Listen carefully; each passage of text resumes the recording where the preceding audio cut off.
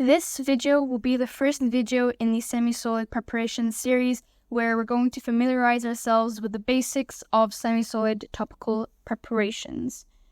We are going to cover the definition of topical preparations, the function and layers of the skin, the types of drug permeation pathways through the skin and the factors affecting the rate of drug permeation, and finally, methods to achieve maximum drug permeation through the skin. In this video, we are going to discuss these 3 points, and in the next half of the introductory video, we are going to continue and finish these 2 points, okay? So, before we talk about semi-solid dosage forms, we need to understand what topical preparations are. Anything that we can apply directly to the skin is a topical preparation. There are 2 types of topical preparations depending on the effect that they exert. They either exert a local effect, and this is usually what we mean when we say topical preparations, of course, without specifying the type of effect. And we also have systemic effect, which is what we would normally call the transdermal drug delivery system. Okay? The route of administration for both preparations with local and systemic effects is the skin. And that is because the chosen organ which the drug is administered onto to deliver the active constituent to the target site is the skin in both cases. The target site is the destination which the active constituent should be delivered to exert its effect. And this is what differs between the 2 types of preparations. A topical preparation with a local effect will exert its effect on the skin. Notice here that the route of administration and the target site are one and the same. But keep in mind that when I say that something has a local effect, I don't mean that it has to act on the skin. What I mean is that it acts on the area that it is applied to.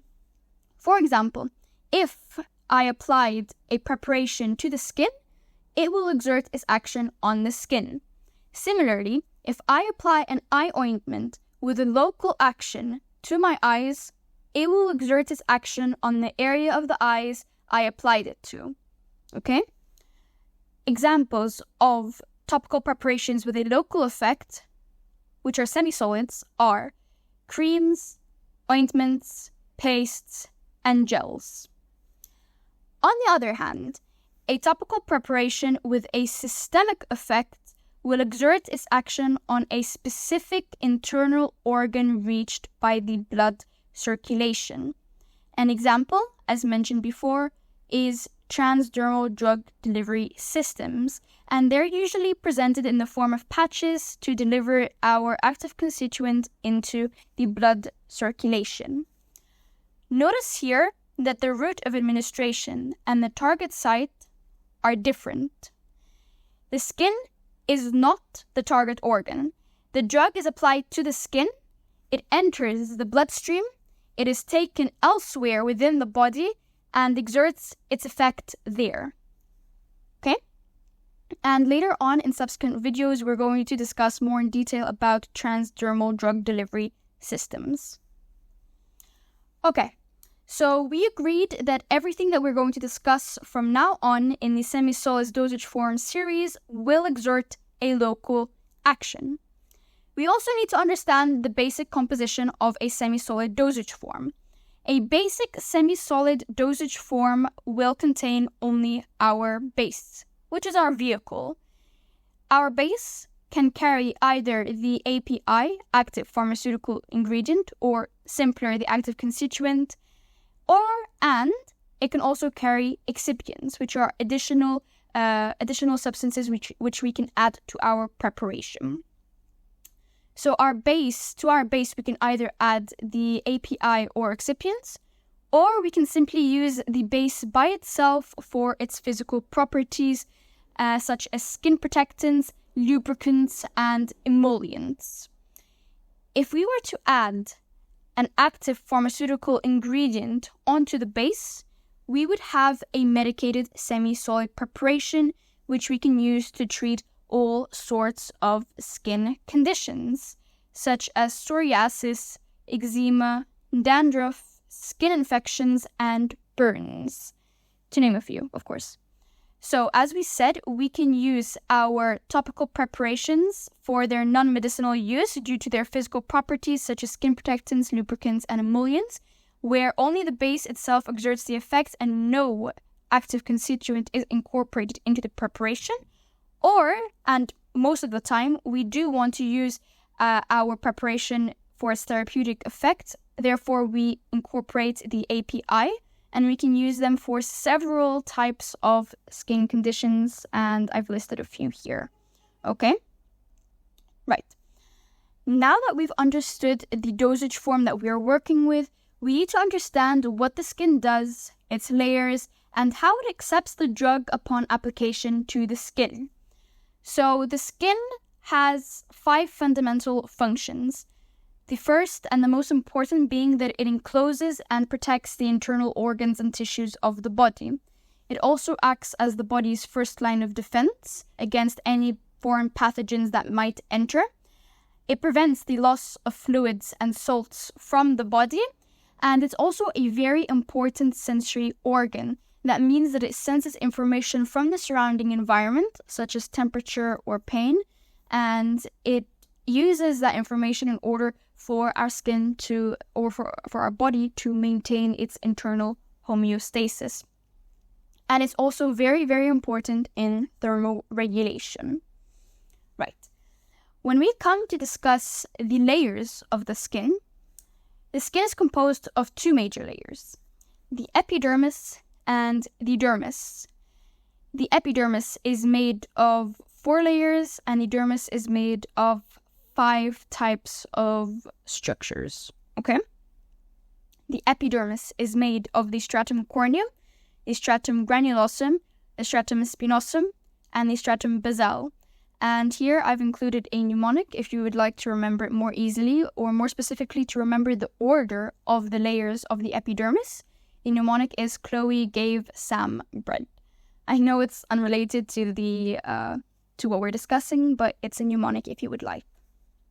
And in this diagram, the stratum corneum, the stratum lucidium, we don't really talk about it as much as pharmacists, but the stratum corneum, the stratum granulosum, the stratum spinosum, and the stratum basale are the 4 layers which make up the epidermis. The dermis is this layer down here, and it consists of mast cells, sweat glands, and sebaceous glands, so 2 types of glands, blood circulation, and collagen, elastin, and fibroblasts. And of course, this diagram is not mine. It was kindly presented by this website. Any link that I have in the videos will be a link to a diagram that I'm using to explain. Right. So, the diagram here illustrates the major structures that we as pharmacists are concerned with. I want you to note some things. First is that our nerve supply, and our blood supply, those 2 are found in the dermis and not in the epidermis. They're found in the dermis, the nerve supply and the blood supply. And since the nerves are found in the dermis, we can therefore establish that the dermis is responsible for the sensory function of the skin. We can also establish that absorption of the drug into the bloodstream occurs in the dermis, since the blood supply is also found in the dermis. Therefore, and this is very important, the drug needs to reach the dermis in order to be absorbed by the circulation. But remember that if we want our drug to exert a systemic effect, we would need it to reach the general blood supply. And it would reach it more if it reached the subcutaneous fat layer right here, because the blood supply is more generalized here. However, if we want our drug to exert a local effect, then it would have to permeate through the epidermis and the dermis and stop here and remain in here and exert its effect here in order to give us a local effect. So this is very important. I will repeat it again. If we want our drug to exert a local action, it must permeate through the epidermis and the dermis only, remain there, and exert its effect there. But it shouldn't continue into deeper subcutaneous fat layers, because if it does, then it will be absorbed by the general blood circulation and it will cause unnecessary adverse effects. Of course, if we wanted to control whether our drug remains in the dermis or whether it continues onto deeper layers, we would need to adjust the drug's properties, and this also can be affected by the skin's condition later on, as we will see. So, as I said, the dermis has a sensory function and it's also used for systemic absorption of the drug. Finally, the hair follicle and the sweat glands and the sebaceous glands, those two can aid in drug permeation, and I will elaborate on that in a couple of minutes. Okay, so let's talk more about the epidermis. As we said before, it's composed of 4 layers: the stratum corneum, the stratum granulosum, the stratum spinosum, and the stratum basale. The stratum corneum is also referred to as the horny layer. It is mostly lipid and it has less water content. Why do I say it's mostly lipid? Because it contains free fatty acids, triglycerides, phospholipids, and cholesterol, to name a few lipids. And it is the superficial semi-permeable lipid layer of the skin. Lipid drugs easily permeate the skin, while hydrophilic drugs have a harder time doing so. Therefore, the lipid drugs have a high absorption and the hydrophilic drugs have a low absorption. They are still absorbed by the skin, however, it is less effective than in lipid drugs. The stratum granulosum is the water impermeable layer of the skin, and it prevents our skin from acting like a sponge. Without it, our skin would absorb so much water that it would lose its integrity and it would shrink. Therefore, it's very important. The stratum spinosum gives the skin flexibility and strength. And finally, the stratum basale is the deepest layer of the epidermis, and it's made of 2 main columnar cells: keratinocytes and melanocytes. Keratinocytes are responsible for the regeneration of new tissue cells to replace dead ones, and melanocytes produce melanin, which is the pigment which is responsible for giving our skin and hair its color. Right.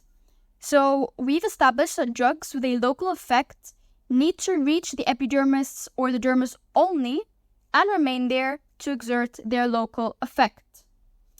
Lipid-soluble drugs are absorbed by the intact stratum corneum via passive diffusion.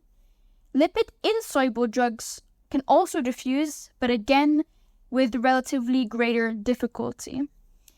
To continue to penetrate the deeper layers of the skin, our drug can penetrate via one of 3 pathways. Actually, it's not necessarily one. It can either be one or it can be via a mixture of these 3 pathways.